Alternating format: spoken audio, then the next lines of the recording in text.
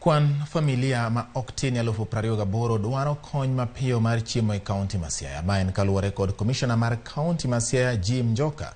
Njoka wacho ni dwaro nitie mar medo chiemo kata chwalo chiemo ne mieere ma oro koro sani osekele kech e kaunti no.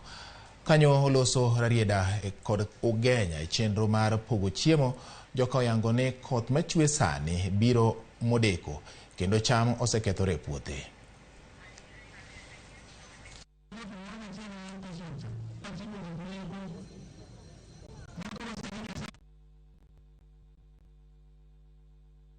Short rains tumekuwa tukipokea, lakini inaonekana haitatosha kuhakikisha kwamba mimea yetu itakuwa sawa sawa. Kwa hivyo ikifika mwezi wa Disemba tunaona ya kwamba tutakuwa na watu 28,000 households that will require food support entire county.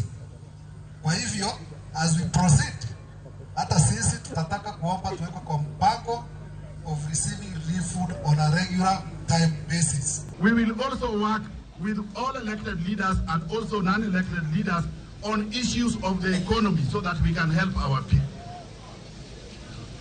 In this region, Siaya, we are going to ensure that Ruto's government will facilitate a major irrigation program along the Swamp.